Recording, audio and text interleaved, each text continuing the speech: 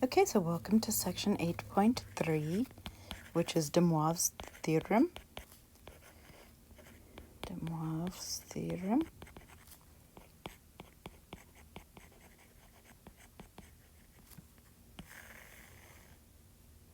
Okay, so let's first recall.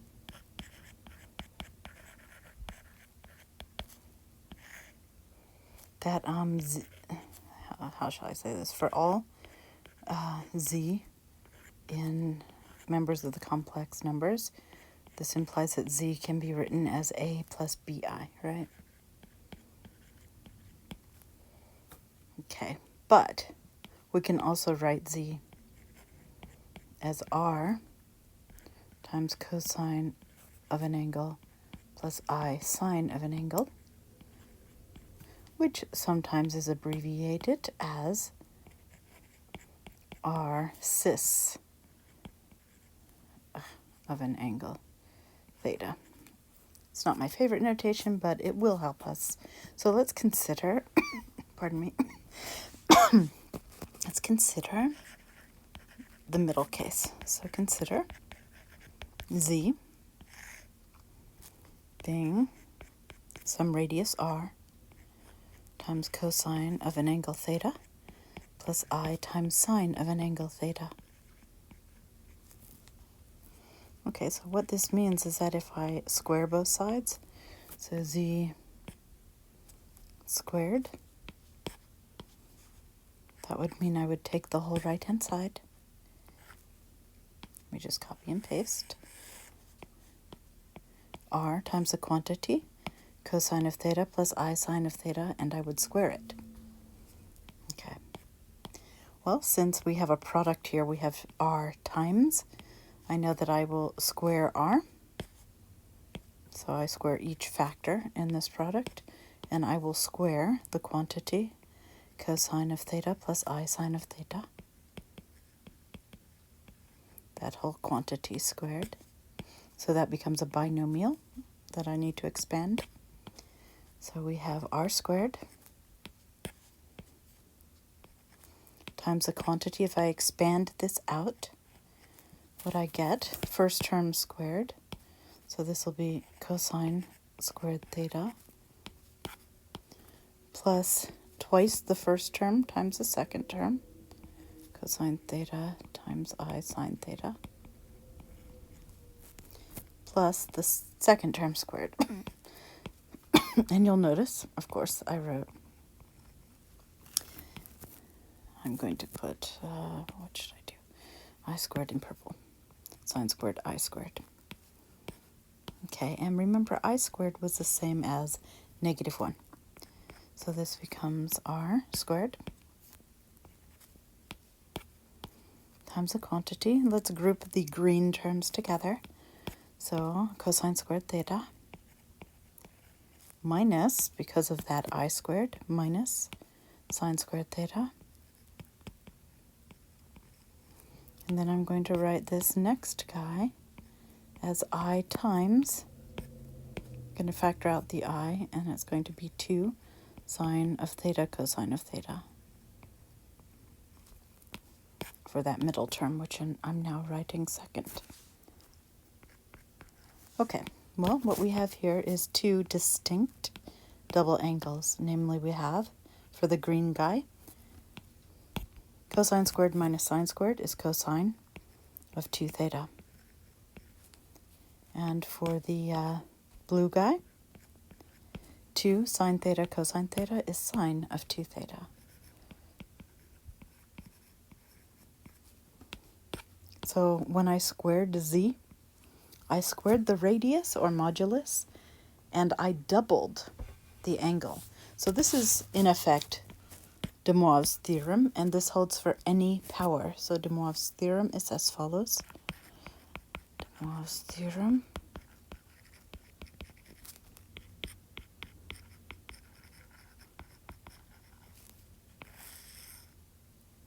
Okay, so let's let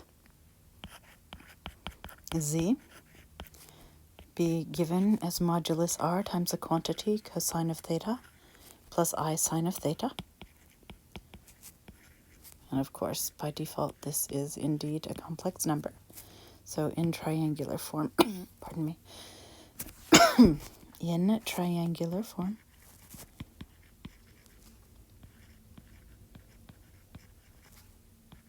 or sorry, not triangular, trigonometric. What am I saying? Trigonometric form.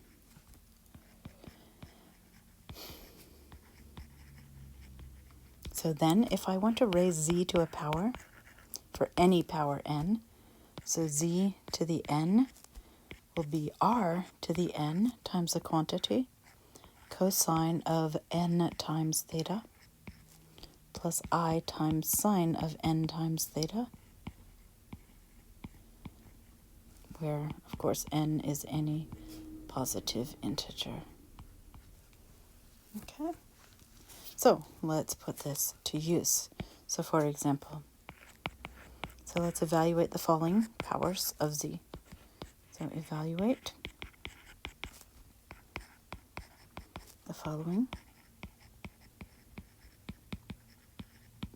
So number one, let's say I give you that z is 2 plus 2 root 3 times I. And let's say I want the power n to be, or actually let's just say z to the fifth is equal to question mark. Okay, so first let's look at z. So z is 2 plus 2 times the square root of 3 times I. So I'd like to have this in trigonometric form. So I'm going to factor out a 4, because when I do that, I'll get 1/2 plus root 3 over 2. Let me move down one line. 1/2 plus the square root of 3 over 2 times I, and of course those are on the unit circle. So that's going to be 4. So 1/2 is cosine of 60 degrees, or pi over 3, plus I times sine of root 3 over 2 is also sine of 60 degrees, or pi over 3. So this is trigonometric form. So now z to the fifth, what I'm going to do is I'm going to take the 4, raise it to the fifth, and I will multiply by the quantity cosine of 5 times pi over 3 plus I times sine of 5 times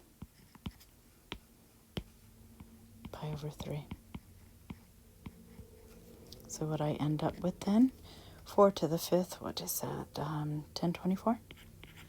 Because it's really 2 to the 10th, right? So then this will be cosine of 5 pi over 3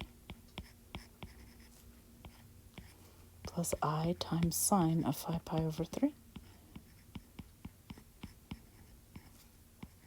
And if I care to, I can evaluate what those values actually are. So cosine of 5 pi over 3, that's a 60-degree reference angle in quadrant 4, so that's positive 1/2 for cosine, and negative root 3 over 2, rather, for sine, so negative root 3 over 2 times I. And distributing the 1024, I get 512 minus 512 root 3 times I. So that's how we would evaluate the z to the fifth power. Okay, let's see, let's do two more before I stop this first video. So number 2, let's say in this case I give you z. Why am I having trouble here? Z is equal to the square root of 2 minus the square root of 2 times I. Okay, so in this case, what color shall I use this time? Let's use green. So z is the square root of 2 minus the square root of 2 times I. So I can write that as factor out a 2, I force a 2 into the denominator.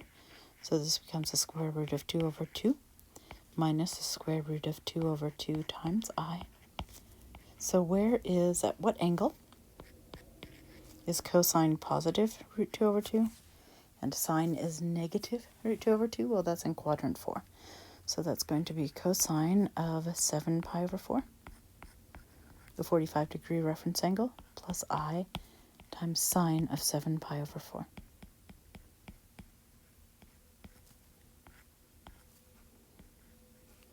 Okay, so now if I want to raise z to the, let's choose a power. Let's have z cubed be question mark.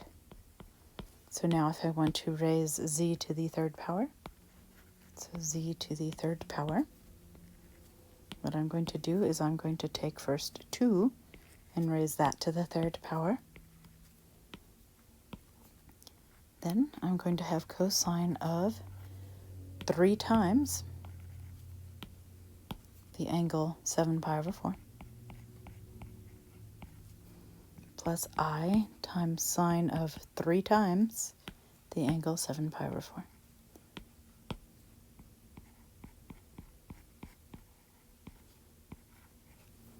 Okay, so 2 cubed is 8, and this becomes cosine of 21 pi over 4, and we'll deal with that in a moment. 21 pi over 4 plus I times sine of 21 pi over 4. Okay, so any integer multiple of 2 pi can be ignored. And we know that 2 pi is 8 pi over 4, so it's 16. So I claim that 21 pi over 4 is 16 pi over 4, which can be ignored because it's gone full circle twice at that point, plus 5 pi over 4. Okay, so this is equivalent to 8 times cosine of 5 pi over 4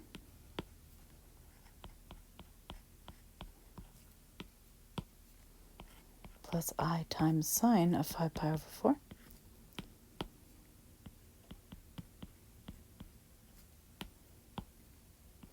So 5 pi over 4, that is in quadrant 3. So this is going to be 8. So it's a 45-degree reference angle in quadrant 3. So that'll be minus the square root of 2 over 2. And minus the square root of 2 over 2 times I. So distributing the 8, I finally get that z to the third power will be negative 4 root 2 minus 4 root 2 times I. Okay, let's do one more for this video for good measure. Third time's a charm. Okay, so let's say we have z is equal to, what power did I do first? Did fifth power, third power, let's do fourth power for this one. So let's say I have 3 root 3 over 2 plus 3 halves I. And I want z to the fourth power. I want to find what that is. Okay, so let's look at this. We have, what color should I use? Maybe I'll use yellow, or should I use pink? Oh my goodness, decisions. I guess yellow is okay. So we have that z is equal to 3 times the square root of 3 over 2 plus 3 over 2 times I. So I'm going to factor out a 3, because when I do that, I have two guys that are on the unit circle, namely root 3 over 2 and 1/2 I. Okay, so what angle is cosine root 3 over 2 and sine 1/2? That would be 30 degrees, or pi over 6. So cosine of pi over 6 plus I times sine of pi over 6.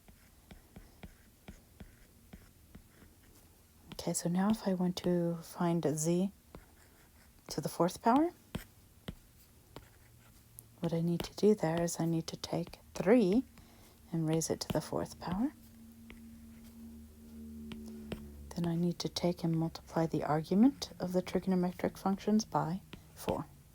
So it's cosine of 4 times pi over 6 plus I times sine of 4 times pi over 6.